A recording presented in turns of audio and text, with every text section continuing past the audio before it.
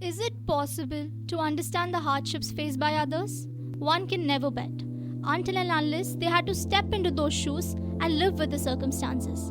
Hello, Namaskar, and welcome to Loud and Local.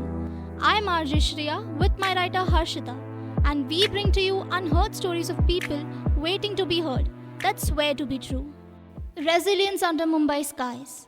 Mumbai is preparing to give Delhi a tough battle on the matters of air quality index. The people of Mumbai cannot help but live with the circumstances being imposed by the climatic changes and bad AQI. The lack of proper education on sustainability has been working as an encouraging factor towards worsening the conditions.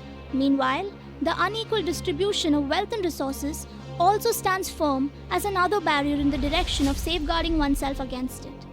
Mumbai's worsening AQI with each passing day has been a matter of discussion for long, but nonetheless, nothing seems to be helping the situation in any way. In discussion with a woman who has been a part of the city from the day she was born, said that this year the difficulties imposed by the climate have been at an all-time high. Uneasiness and nausea because of the unpredictable weather conditions is becoming a way of life in this city. Unpredictable rain has always been a part of Mumbai, but experiencing cold was new, she said. Construction of new buildings daily is yet another very significant factor of Mumbai's bad AQI. Though the people belonging to the high income level group have access to better precautionary, education and sustainable measures, nevertheless, that does not seem to stop them from causing harm to the environment. With limited wealth, resources and known access to precautions against the challenges, she said, I do whatever is under my power, use warm clothes and mask. The desire and at the same time the need for a better living conditions against the changes could be felt. On talking about measures taken in order to save the environment, she mentioned the ill effects of plastic and the urgency to avoid its use. At last, while asked about the measures being taken by the government if any, she said, No, I don't think the government is doing anything. They only come to take money. My salary is less, but vegetables and fish have become expensive. We can't eat. If one person is earning and there are 6 mouths to feed, how are we to provide for everyone? Nevertheless, she still had her hopes for betterment from the youth, if not the government. Aftermath of farm laws. The farm laws introduced by the Government of India in the year 2020 has brought about disorder in the country's agricultural sector because these laws suggest the adoption of a direct marketing strategy, which means they aim on elimination of the middlemen, such as warehouse owners, retailers, wholesalers and brokers. But the question stands that can India as a point of fact afford to eliminate these middlemen, even partially if not fully? 80% of India's population does not have a higher secondary education and 95% of its labor is considered to be unskilled. India's economy runs mainly on agriculture and it is the sector that employs the maximum number of unskilled labor.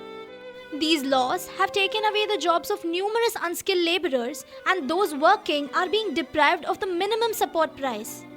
Though the government claims to be giving it, but the farmers do not approve the claim being truthful. The heart of agriculture, the states of Punjab and Haryana have the maximum number of middlemen who are deprived of wages and their jobs. They have been left with nothing but to die of hunger. Inflation after COVID is yet another reason which has led to worsening of circumstances for the farmers as well as the middlemen involved.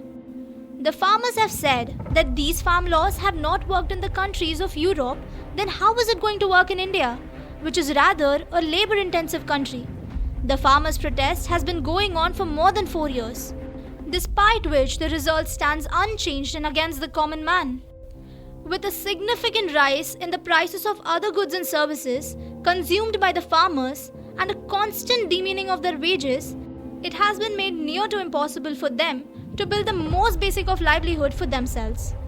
Though the government is seeking to reduce the price of goods in the open market through the elimination of middlemen involved, there is no alternative of jobs being created for them, which is leaving them to nothing.